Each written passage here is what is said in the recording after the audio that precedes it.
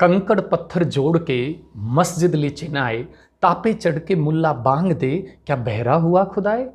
एक और सुनिए, पाथर पूजे हरि मिले तो मैं पूजूं पहाड़, ताते यह चक्की भली पीस खाए संसार। जी हाँ, आपने बिल्कुल सही समझा है।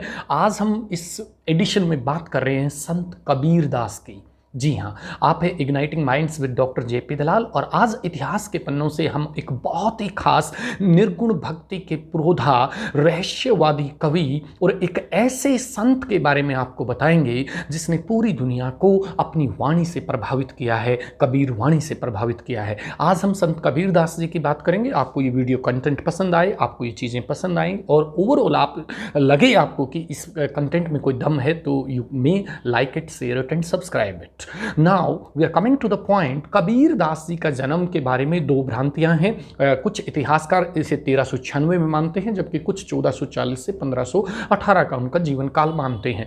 नीरू और नीमा नाम के दंपति थे, जुलाही थे वो काशी में इनका लालन पालन करते हैं। ऐसा माना जाता है कि इनका जो जन्म है वो एक हिंदू दंपति के यहाँ हुआ और बाद में ये एक मुस्लिम दंपति ने इनको पाला पोसा। इनके गुरु जो थे वो रामानंद थे और कमाल और कमाली इनके पुत्र और पुत्री माने जाते हैं। दोस्तों, जो मेजर सोर्स है कबीर दास की, जितनी भी शिक्षाएं हैं, जितनी भी कबीर दास का पूरा ग्रंथ है, जितना भी साहित्य है, उसके जो मेजर सोर्स हैं वो तीन हैं। नंबर 1 कबीर बीजक है, जो कबीर पंथियों द्वारा यूपी में लिखा गया, और नंबर 2 है वो कबीर ग्रंथावली है, जो दादू पंथी हैं राजस्थान में, वो इसे तैयार करते हैं, और तीसरा जो सोर्स है वो आदि ग्रंथ साहिब है, जो सिखों का एक पवित्र ग्रंथ है। महानतम रहस्यवादी निर्गुण भक्ति के जो सूत्रधार हैं कबीर दास, इसके बारे में एक अच्छा क्वेश्चन आता है इनके बारे में। ये 12वीं के स्टूडेंट विशेष तौर पे इसे नोट करें, जो सिविल सर्विसेज की तैयारी कर रहे हैं वो बच्चे इसको ध्यान से दें, जिन्हें हायर एजुकेशन में जाना है, हिंदी साहित्य को पढ़ना है, वो भी इस चीज़ को समझें कि एक जो क्वेश्चन आता है वो आता है कि कबीर दास की शिक्षा, यही क्वेश्चन गुरु नानक जी के संदर्भ में भी आता है, कबीर दास की शिक्षा आज 500-600 साल के बाद भी क्यों प्रासंगिक है। ये दोस्तों, ये अपने आप में बहुत बड़ी बात है। जब भी कोई संत, जब भी कोई इंसान मानवता के चरम पर पहुंचकर कुछ साहित्य निर्माण करता है या अपनी शिक्षा ऐसी देता है, तब तब उनके बारे में ऐसा ही कहा जाता है। कबीर दास ने जो निर्गुण भक्ति का रास्ता दिखाया, कबीर दास ने जो तत्कालीन सामाजिक बुराइयां थी, कबीर दास ने जो तत्कालीन धार्मिक रूढ़ियां थी, कबीर दास ने जो तत्कालीन समाज में व्याप्त एक ऐसा सिस्टम था जिसने धर्म ने लोगों की लाइफ को डोमिनेट कर दिया था और एक मध्यस्थ की आवश्यकता थी, ऐसे समय में कबीर दास ने एक ऐसा रास्ता दिखाया कि आपको भगवान को प्राप्त करने के लिए किसी भी मध्यस्थ की आवश्यकता नहीं है। कबीर दास सत्य की खोज पर महत्व देते हैं, रूढ़िवाद का विरोध करते हैं और कर्म ही पूजा है, इस बात पे फोकस करते हैं। जिम्मेदारी जो है वो धर्म को कहते हैं कि ये जिम्मेदारी है। मानवतावाद का उपासक हैं और इसीलिए बाद में मार्टिन लूथर जैसे लोग भी उनको उठाते हैं, उनकी बातों को उठाते हैं और जो कैथोलिक चर्च है उसका जो अति था उसका विरोध करते हैं।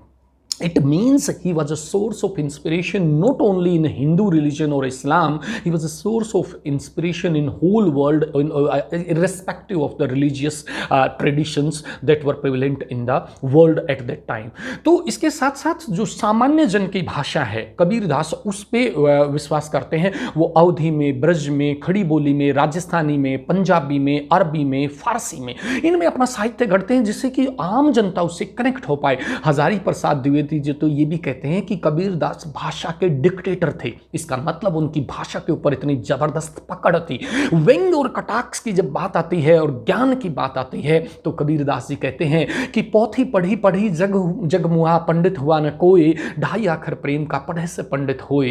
इसका मतलब वो एक अपने व्यंग के माध्यम से, कटाक्ष के माध्यम से जीवन में लोगों की आंखें खोलते हैं। गुरु के बारे में इतनी महान पंक्तियां कबीर दास ने कही हैं कि उसका कोई समकक्ष आज तक नहीं है कि गुरु गोविंद दो खड़े काकू लागे पाए, बलिहारी गुरु आपने जिन गोविंद दियो मिलाए। मतलब गुरु का जो रोल है, टीचर का रोल है, वो सबसे महत्वपूर्ण है लाइफ में। ये एक यूनिवर्सल ट्रुथ है। सुख और दुख के बारे में देखिए दोस्तों, कितनी अच्छी बात कहते हैं कि दुख में सिमरन सब करे, सुख में करे ना कोई, जो सुख में सिमरन करे तो दुख काहे को होए। कितनी बढ़िया बात, मध्यम मार्ग का रास्ता महात्मा बुद्ध की बात को आगे बढ़ाते हैं। और फिर अगर मोटिवेशन की बात करें, प्रेजेंट में मोटिवेशन की बात करें, तो कबीरदास कहते हैं कि काल करे सो आज कर, आज करे सो अब, पल में प्रलय होगी बहुरी करेगा कब। मतलब जो कल का काम है उसे आज करो, और आज का काम है उसको अभी करो। मतलब प्रेजेंट में मोटिवेट करते हैं यंग जनरेशन के लिए, खास बात है।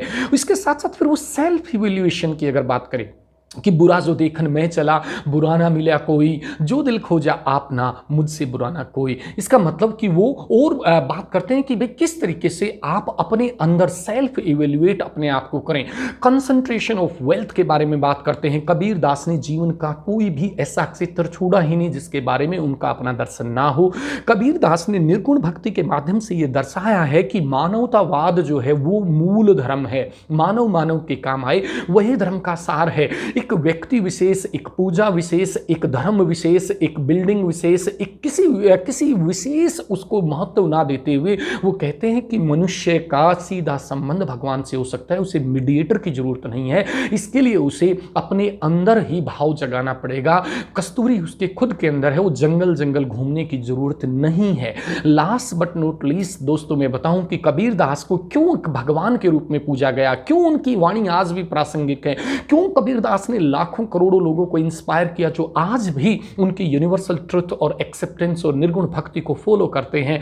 कबीरदास जी कहते हैं कि जो कंसंट्रेशन ऑफ वेल्थ है उसके बारे में कटाक्ष करते हुए कहते हैं कि साईं उतना दीजिए जामे कुटुंब समाए, साईं इतना दीजिए जामे कुटुंब समाए, मैं भी भूखा ना रहूं साधु न भूखा जाए। जी हाँ दोस्तों, साधु न भूखा जाए। Thank you very much, all the best.